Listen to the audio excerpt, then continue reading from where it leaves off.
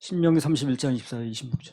모세가 이 율법의 말씀을 다 책에 써서 마친 후에 여호와의 언약궤를 메는 레위 사람에게 명하여 가로되 이 율법책을 가져다가 너희 하나님 여호와의 언약궤 곁에 두어 너희에게 증거가 되게 하라. 주석에 보면은 신명기 31장이 기록되던 시기가 BC 1410년으로 이렇게 나왔습니다. 그 언약궤 옆에 두었던 율법책이 훗날 언제 위력을 발휘했는가 하는 거거든요. 역대하 34장 14절 15절. 무리가 여호와의 전에 연보한 돈을 꺼낼 때에 제사장 hil기야가 모세에 전한 여호와의 율법책을 발견하고 서기관 사반에게 일러 가로되 내가 여호와의 전에서 율법책을 발견하였노라 하고 그 책을 사반에게 주매. 그 다음에 역대하 34장 18절 19절. 서기관 사반이 또 왕에게 구하여 가로되 제사장 hil기야가 내게 책을 주더이다 하고 사반이 왕의 앞에서 읽음에 왕이 율법의 말씀을 듣자 곧 자기 옷을 찢더라. 그래서 BC 1410년에 신명기 31장이 기록이 됐는데 그때 그 언약궤 옆에 율법책을 뒀다는 거죠, 지금요. 그 이제 언제 위력을 발휘했나 하는 거거든요. 근데 여기 보니까 세월이 한 800년이 지나서 요시야 왕이 성전을 성결케 하다가 율법책을 이제 발견했다는 겁니다. 그래서 그 율법책이 발견할 때를 기점으로 해서 이스라엘 민족이 다시 한번 아주 강력하게 영적으로 회복하는 그런 일이 이제 벌어졌습니다. 율법책이 발견된 그 시기와 요시야 왕이 있는 걸 들더니 우리가 이거 가만히 있을 일이 아니다. 하나님께 우리가 회개하고 돌아서야 된다. 그래서 민족적으로 영적으로 회복되는 그런 원동력이 이제 된 겁니다. 그러니까 하나님께서 이렇게 먼 날을 바라보신 거예요, 지금. 이스라엘이 그렇게 어려움 지경이 됐을 때 언약궤 옆에 했던 율법책이 이렇게 될 거를 미리 보셨다고 봐야죠. 하나님께는 다 현재입니다, 그게. 내 백성이 이렇게 타락하고 어려울 때 이 율법책이 발견되면 민족도 돌아올 수 있겠다 하는 걸 다 계산해 넣으신 거예요. 그분에게는 앞날이라는 게 없어요. 과거도 없습니다. 현재 무조건 다. 800년 전도 현재, 2000년 전도 현재. 2000년 전에 십자가 못 박히신 게 지금 그 사람 구원받는 그날 십자가에 못 박히는 거예요. 현재입니다, 다. 현재를 보고 말하는 거니까 틀릴 리가 없는 거예요, 틀릴 리가. 여긴 눈으로 보고 내가 시기가 있습니다. 틀릴 일이 뭐 있습니까? 하나님께서는 모든 걸 다 현재로 바라보고 말씀하시는 분이니까. 그래서 그분의 명령이 떨어지면 감동을 주시면 무조건 아멘 하면 돼요. 그거는 뭐 틀릴 리가 없어요. 현재를 바라보고 얘기하는 건 틀릴 리가 뭐 있나. 하나님께서는 앞날을 말씀하시는 것처럼 우리 편에 보이지만 그러나 현재를 말씀하시는 거기 때문에 그냥 그분의 감동이 떨어지면 내가 좀 이해가 안 돼도 받아들이기 어려워도 받으면 돼요. 맞는 겁니다, 그게. 이스라엘 백성들이 그 말씀을 법궤 속에 넣었듯이 오늘날도 하나님 말씀을 내 마음에 넣어두면 그러면 그 말씀이 언젠간 열매로 나타납니다, 그게. 한 말씀 더 붙이면은 모든 것은 하나님의 전을 성결케 하다 일어났다는 겁니다. 전을 성결케 하다 보니까 발견된 거예요, 그게. 그래서 성전을 정결케 하면 각종 좋은 일들이 일어난다는 겁니다. 우리도 성전을 정결케 하는 사람은 좋은 일들이 많을 겁니다. 그리고 수고하는 사람들에게는 하나님께 특별한 복을 주세요. 성전 청소를 했다든가 정결케 했다라든가 윗문이나 아랫문을 문짝을 바꿔 달았다라든가 좌우지간 성전에 관계들 한 사람은 다 역사상 유명한 왕들이 됐어요. 예배당 청소하는 건 의무가 아닙니다. 특권이에요, 특권. 자청해서 해야 됩니다. 그러면 건강이라든가 축복이라든가 좋은 것이 많이 올 거예요. 할렐루야. 그렇게 복 주실 하나님께 박수해 드립니다. 고린도전서 3장 16절 17절. 너희가 하나님의 성전인 것과 하나님의 성령이 너희 안에 거하시는 것을 알지 못하느뇨. 누구든지 하나님의 성전을 더럽히면 하나님이 그 사람을 멸하시리라. 하나님의 성전은 거룩하니 너희도 그러하니라. 예, 성전을 더럽히게 되면 멸하신다고 그랬습니다. 눈에 보이는 뭐 성전도 중요하죠. 지금 성전이 엄격히 말해 없습니다. 그러나 우리 예배당 건물을 성전이라 표현도 합니다만 엄격히 말하면 성전은 아닙니다. 그러나 하여튼 예배드린 장소도 포함된다고 봐야 돼요. 근데 그보다 중요한 건 보이지 않는 내 마음의 성전. 그러니까 눈에 보이던 성전은 지금 안 보이고 없어졌는데 그 성전이 어디로 갔냐면 우리 마음으로 들어왔어요. 그래서 예수 그리스도가 거하는 그곳이 바로 지성소가 되는 겁니다. 마치 그 아말렉이 없어졌지만 나라가 지금 사람 마음속으로 들어왔다는 식으로 성전은 없어졌지만 그 눈에 보이는 성전 대신 그 성전이 우리 마음으로 들어왔다는 거예요. 그리고 성전에 지성소가 있는데 예수 그리스도 보혈로 거듭나면 그 마음이 지성소가 되는 거예요. 지성소는 죄 없는 곳입니다. 그래서 주님의 몸 대신 성전이 내 마음속에 있기 때문에 천국도 가는 거예요. 그래서 내 마음의 성전을 정결케 하는 게 뭐겠어요? 마음을 씻어낸 물로 보이지 않는 내 마음의 성전을 정결케 하는 게 뭐냐면 마음 관리하는 겁니다. 그래서 우리는 늘 예배를 통해서 마음을 정결케 하는 거예요. 그게 성전 청소하고 똑같은 거예요. 그래서 마음을 정결케 해서 성전을 자꾸 청소하는 사람은 좋은 일도 발견하게 되고 좋은 일도 있게 되고 또 여기 요시야 왕처럼 그 나라적으로 좋은 일도 벌어지게 되는 겁니다. 마음의 성전 외에 우리 예배드린 처소를 청소를 한다든가 그런 것도 다 하나님께서 오실 때는 굉장히 좋은 일이 속합니다. 이거 의무로 생각하지 마시고 정말 특권을 누린다 이렇게 생각을 하세요. 그래서 우리는 예배를 통해서 늘 마음을 정결케 하는 겁니다. 신명기 31장 27에서 29절. 내가 너희의 패역함과 목이 곧은 것을 아나니 오늘날 내가 생존하여 너희와 함께하여도 너희가 여호와를 거역하였거든. 하물며 내가 죽은 후의 일이라. 너희 지파 모든 장로와 유사들을 내 앞에 모으라. 내가 이 말씀을 그들의 귀에 들리고 그들에게 천지로 증거를 삼으리라. 내가 알거니와 내가 죽은 후에 너희가 스스로 부패하여 내가 너희에게 명한 길을 떠나서 여호와의 목전에 악을 행하여 너희의 손으로 하는 일로 그를 경록해 함으로 너희가 말세에 재앙을 당하리라 하니라. 이제까지 우리가 많은 얘기를 듣는 중에 특별히 많이 나온 얘기가 뭐냐면 사람 바라보면 안 된다는 거였거든요. 그런 얘기 많이 했습니다. 그러면 사람을 바라보면 왜 안 되냐면 왜 실패하냐면 그 이유가 오늘 본문에 나온 거예요. 신명기 31장 27절. 내가 너희의 패역함과 목이 곧은 것을 아나니 오늘날 내가 생존하여 너희와 함께하여도 너희가 여호와를 거역하였거든. 하물며 내가 죽은 후의 일이라. 모세가 말하길 내가 오늘날 아직 눈을 뜨고 살아있는데도 너희들이 이렇게 목이 곧고 패역하고 여호와를 거역하면 하물며 내가 죽은 후에는 어떻게 하겠냐 그런 얘기를 하는 겁니다. 사람은 아무리 훌륭해도 언젠가는 한 번은 떠나거든요. 그리고 그 뒤로는 더 이상 영향을 못 미치겠죠. 그래서 바로 그런 이유 때문에 사람을 바라보면 안 되는 거예요. 사람은 영원하지 않습니다. 그런 의미에서 환경도 마찬가지예요. 환경이 지금 좋든 나쁘든 그 환경이 계속되지 않습니다. 언제까지 지속되지 않는다. 환경은 수시로 바뀝니다. 그래서 좋을 때는 감사하고 환경은 어떤 것이든 자꾸 바뀌니까 그렇게 너무 거기다 얽매일 필요는 없습니다. 좋을 때도 있고 나쁠 때도 있고. 그럼 우리 주님은 언제나 계셔요. 환경은 늘 바뀌지만 주님은 언제나 계십니다. 환경은 폐수고 주님은 언제나 변치 않는 생수입니다. 예수 그리스도는 어제나 오늘이나 영원토록 동일하다고 그러잖아요. 그럼 그 바디메오가 막 부르짖었을 때 발걸음을 멈추시고 응답하셨던 주님이 오늘날은 어떻습니까? 똑같습니다. 예수 그리스도는 2000년 전이나 오늘이나 영원토록 동일하시다고 그랬으니까 지금도 내 앞에 계신 거거든. 육안으로는 안 보일 뿐이지. 그래서 바디메오가 부르듯이 부르고 이제 그렇게 합니다. 시편 48편 14절. 이 하나님은 영영이 우리 하나님이시니 우리를 죽을 때까지 인도하시리로다. 죽을 때까지 인도하신다. 사람은 살다 보면 그렇더라고요. 가족이 못하겠다 그러면 병이 걸려서 그럼 요양원도 가고 그러죠. 끝까지는 못 돌본다는 얘기를 하는 거거든요. 사람은 아무리 친해도 그렇거든요. 현실적으로 또 안 되니까 그게. 근데 우리 주님은 죽을 때까지 인도하신다는 거야. 이게 너무 감사한 거 아니에요? 이걸 아는 사람은 그 사람 자꾸 매달리려고 하지 않아요. 그 사람은 다 얼마든지 변할 수 있는 거고 어떤 한계에 오게 되면 더 이상 돌볼 수 없거든요. 그게 부모 자식 간이든 부부 간이든 마찬가지입니다. 근데 주님께서는 죽을 때까지 우리 인도하신다 그러니까 이 감사하지. 죽을 때까지 나를 인도하실 그분에게 매달려야지. 그분에게 잘 보여야 되지. 여차하면 변할 수 있는 거기다 너무 잘 보이려고 할 필요 없는 거야. 물론 이제 부부간이나 부모 자식 간이나 친하게 살아야 되겠지만 그러나 하나님과의 관계를 소원하게 만들면서까지 그렇게 할 필요는 없다는 겁니다. 끝까지 책임질 사람도 아닌 것을. 죽을 때까지 우리 인도하시는 주님, 그런 분이 너무 감사하죠. 이 말씀을 하나하나 이렇게 보게 되면 너무너무 감사한 거예요. 이게. 내가 죽을 때까지 인도하실 분은 그분이구나. 예를 들면 중환자실에 들어가면 라인이 있으면 거기는 가족도 다 못 들어갑니다. 주님은 그 안에까지 들어가시지.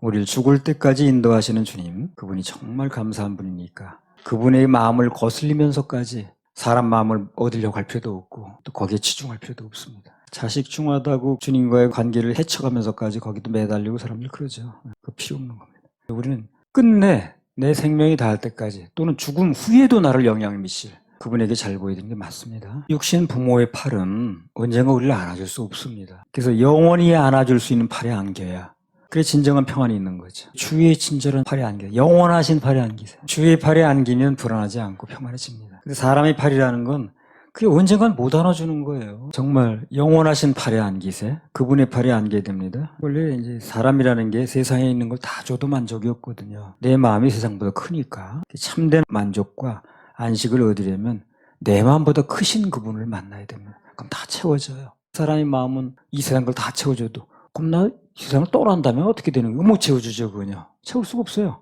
근데 주님은 그걸 채워주시잖아요.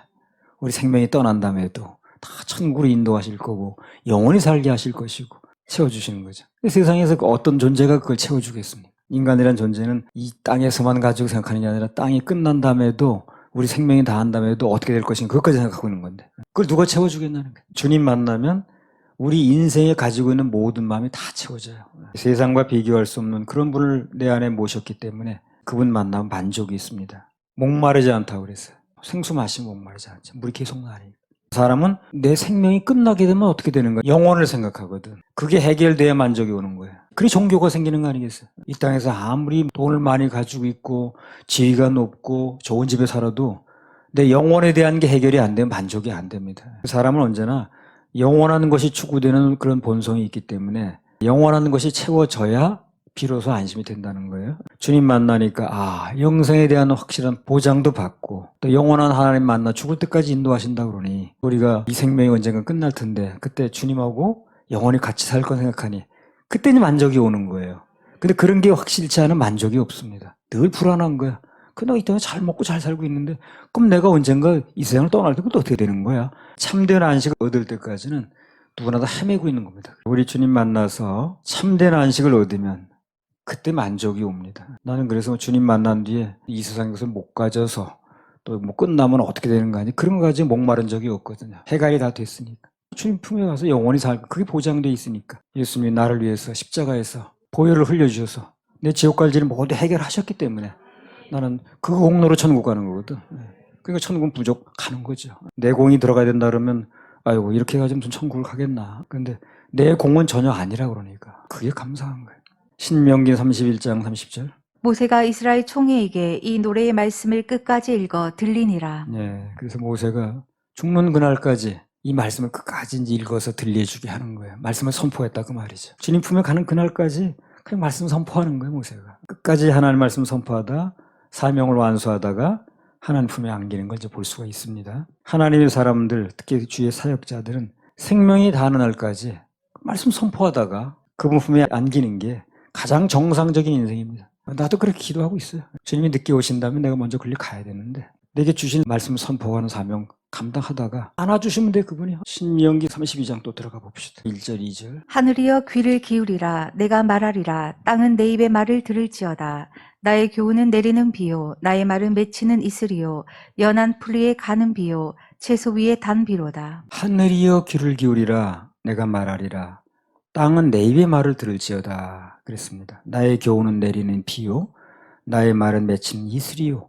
연한 풀 위에 가는 비요. 채소 위에 단비라고 그랬어요. 하나님 말씀이라는 건 우주 만물의 단비입니다. 단비. 말씀이 내리면 단비가 내리는 거예요. 그래서 단비이기 때문에 어떤 상태나 환경에서든지 일단 그분의 말씀을 믿고 그리고 받아들이고 적용하면 꼭 필요한 단비가 되는 거예요. 그게 비는요 단비래야지 폭우면 그거 못 씁니다. 폭우는 다 쓸어 내려가서 아노니마도 못해요. 그거요. 농작물이고 나만 하는 게 없잖아. 단비래야 되거든. 하나님 말씀은 단비입니다. 단비. 단비가 뭐야? 때 맞는 비란 얘기거든. 그리고 꼭 필요한 비란 얘기거든. 하나님 말씀 받아들이면 그 인생이 뭐가 필요한 건지 뭐가 지금 답답한 일인지 딱 맞는 단비가 됩니다. 답답하고 어려울 때는 그 말씀을 자꾸 생각하고 그 들려졌던 말씀을 자꾸 기억해내고 그때 하나님 말씀이 이렇게 말씀하셨지. 또 구하면 주신다고 하셨지. 누가복음에. 벗됨을 인하여서는 안 해주지만 귀찮아서 해준다는 거야. 귀찮아서. 밤낮 와서 얘기를 하니까 하물며 밤낮 부르짖는 너희들 기도를 내가 안 도와주겠냐. 이런 말씀이 참 기도하게 만드는 거예요. 믿음이 가게 만드는 거예요. 그리고 그 악한 간원인데 그 사람이 누구 사정 봐주는 사람도 아니에요. 그런데 늘 와서 얘기를 하니까 아침에도 얘기하고 그러니까 벗됨과 친해서 해주는 게 아니라 귀찮아서라도 해준다. 그런 얘기 나와요. 누가 보면. 그런 말씀이 뭡니까? 하물며 너희일까 보냐 그랬거든. 그러면 그런 악한 관원도 귀찮아서라도 해주는데 자꾸 와서 얘기를 하면 너네가 그렇게 얘기하는 걸 내가 안 들어주겠냐. 그런 말씀을 들으면 얼마나 믿음이 생깁니까? 그래서 내가 또 기도할 마음이 생기고 또 하나님께 매달릴 마음이 생기는 거거든. 그렇게 말씀하셨으니까. 들려진 말씀이 생각나면 그렇게 힘을 주는 거예요, 사람한테. 정말 기도하면 들어주신다는 말씀을 그렇게 표현하는 거예요. 조금 낙심이 됐다가도 또 기도할 수 있게 되고 또 소망을 갖게 되고 바랄 수 없는 중에 바랬더니 그게 하나님이 보실 때 의라고 그랬거든. 아브라함이 볼 때 신체적으로 늙었고 부인은 생리가 있어야 가임 여성인데 생리도 없다고 그러면 못 낳는 거죠. 아이를 어떻게 낳겠습니까? 죽은 몸과 방불 했다고 그러잖아요. 죽은 몸 같았는데 거기서 아이가 낳지 않습니까? 그럼 새 걸 주셨다는 얘기죠. 그렇죠? 자궁이 다 말라서 생리가 없는 건데 그게 다시 아이를 낳았다는 건 새 걸 주셨다는 얘기거든. 그렇다면 그걸 믿는 게 의라고 그랬으니까 그러면 의사는 정말 불가능하고 말도 안 되는 얘기지만 이 새로운 기관지라든가 준다는 것도 있을 수 있는 겁니다. 그게 우리가 무리한 걸 구하는 게 아닌 거예요. 현실과 관계없이 그런 말씀이 믿어지면 또 매달릴 수 있는 또 소망감이 생기는 거예요. 그리고 예수 그리스도에 보면 마른 뼈들이 살아나지 않습니까? 다 죽어서 백골이 돼가지고 뼈만 남은 거야. 소생하고 그런 얘기를 하는 게 아니죠. 그런데 말씀에 명령하니까 말씀의 능력에 의해서 마른 뼈들이 다 살이 붙고 피가 막 통해가지고 살아나지 않습니까? 그렇다면 그 마른 뼈도 다 이렇게 살아난다는데 아직 살아있는 사람이 몸에 있는 거 하나 준 게 못해 줄 리가 없거든요. 그런 게 우리 다 믿음을 갖게 하는 말씀이라. 이게 들은 말씀이 우리하고 믿음이 생기게 만들고 소망이 생기게 만들게 하는 거예요. 그러니까 말씀을 귀담아 잘 들어야지. 마음에 심어놔야 그 말씀이 이제 필요한 때 우리에게 성령님께 생각나게 하시는 거예요. 하나님 말씀은 사람만 해당된 게 아니라 모든 우주 만물에 다 해당됩니다. 온 우주 만물은 다 하나님 말씀과 명령에 의해서 정해진 법칙대로 사는 거예요. 꽃이 피라면 다 피어. 개나리 피라고 그러니까 봄에 여전히 피어. 진달래도 때가 되니까 여전히 피어. 바람 불라면 불고 잔잔하라면 잔잔해지고 해는 동쪽에서 또 서쪽으로 지라고 명령해 놓으시면 세세무궁토로 한 번도 어기는 일이 없어요. 어느 날은 남동쪽에서 북동쪽으로 진다. 그런 건 없습니다. 사람 역시 그 우주 속에서 살고 있는 거거든요. 그래서 하나님 말씀을 거역하게 되면 그 우주의 원리에 역행하는 겁니다. 그 사람이. 온 우주가 말씀대로 돌아가는 건데 말씀에 역행하거나 거역하면 그 온 우주에 돌아가는 원리하고 역행하는 거야, 이 사람이. 그러니까 엄청 힘든 삶이 되는 거지. 순리라는 게 있는데 순리는 돌아가는 대로 사는 거거든. 그런데 그걸 역행하고 살려니까 온 우주에 돌아가는 이 원리와 역행하고 살려니까 되지도 않고 힘든 겁니다. 가장 좋은 건 뭐예요? 평탄하게 살려면. 말씀대로 말씀 위주로 그렇게 사는 거예요.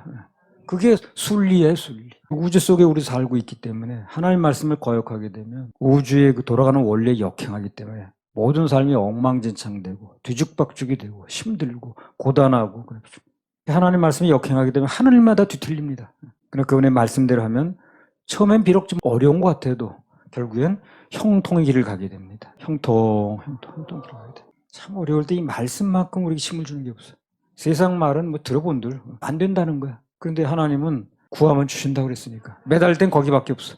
신명기 32장 2절. 나의 교훈은 내리는 비요, 나의 말은 맺히는 이슬이요, 연한 풀 위에 가는 비요, 채소 위에 담비로다. 예, 나의 교훈은 내리는 비요, 나의 말은 맺히는 이슬이요, 연한 풀 위에 가는 비요, 채소 위에 담비로다. 하나님의 말씀을 따르는 사람은 그 인생에 하늘의 보물인 이슬이 쫙 내립니다. 그 인생에 단비가 내리는데 이슬이나 단비는 소리 없이 언제 내리는지도 모르게 내리거든. 하나님 말씀에 순종하고 예배에 성공하면 저절로 나도 모르게 내 인생에 축복들이 옵니다. 야, 이런 복들이 나한테 왔네. 언제 내게 이런 복들이 왔나 하는 일들이 벌어진다는 거예요. 이 말씀을 계속 그 아멘으로 받아들이면 그 마음이 저절로 옥토가 돼가지고 열매가 맺혀집니다. 열매는 우리가 걱정할 필요가 없어요. 말씀만 받아들이고 그 말씀을 가슴에 품고 적용하면 저절로 우미 트고 싹이 나고 줄기가 무성해지고 열매 맺게 돼 있습니다. 꽃이 피고. 말씀이 생명이거든요. 말씀으로 변화되는 건 보게 되면 대부분 속에서부터 이거예요. 세상 일은 다 겉에서 뭘 하려고 그러는데 말씀이 영향을 받아서 말씀의 역사가 이어지는 속에서부터 변화가 옵니다. 하나님 말씀 우리 속으로부터 있게 합니다. 말씀이 계속 들으면 속으로부터 변화가 와요. 이걸 전에 우리가 뭐라고 그러냐 맥반석 계란구이라고 그랬어요.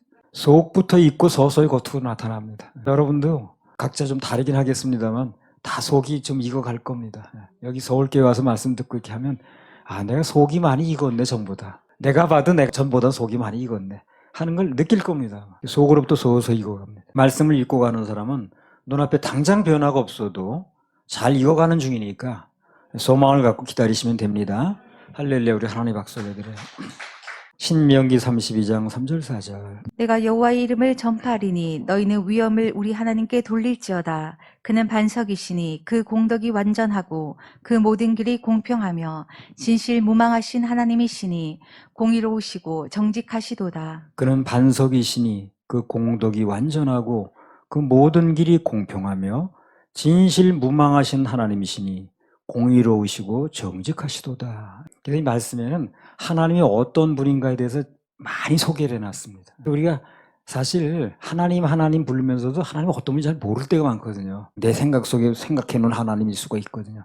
근데 하나님이 내가 어떤 존재라는 걸 성경에 다 기록해 놓으셨으니까 정확하게 하나님을 알려면 성경으로 돌아가야 됩니다. 반석이시고 공덕이 완전하시고 모든 길이 공평합니다. 그러니까 나만 뭘 잘해달라고 하면 안 되는 거지. 진실무망하신 하나님, 공의로우시고 정직하시도다. 공의로우신 하나님을 알게 되면 영계가 열린다고 말씀드렸잖아요. 하나님께서는 공평, 공의, 정직하신 분이기 때문에 그분만 따라가면 내가 당한 환경이 억울하든가 편파적이라고 생각되든가 그분만 따라가다 보면 공평하게 됩니다. 공평하게. 신문대로 해주신다고. 이제 역전되리라. 결국은 그분이 공평하게 해주시니까 그분만 믿고 따라가면 돼요. 현재 눈앞에 내가 좀 이건 차별이다 이거는 내가 당하는 게 좀 부당하다 그런 생각이 들어도 그건 너무 타낼 게 아니라 그냥 주님 따라가면 주님만 바라보면 그분이 공평하신 분이기 때문에 공평하게 해주십니다. 내가 한 것만큼 정직한 결과가 나오게 해주세요. 우린 그걸 가지고 심는 대로 거둔다고 그러거든. 심는 대로 거두리라. 할렐루야. 우리 하나님 박수 올려드려요.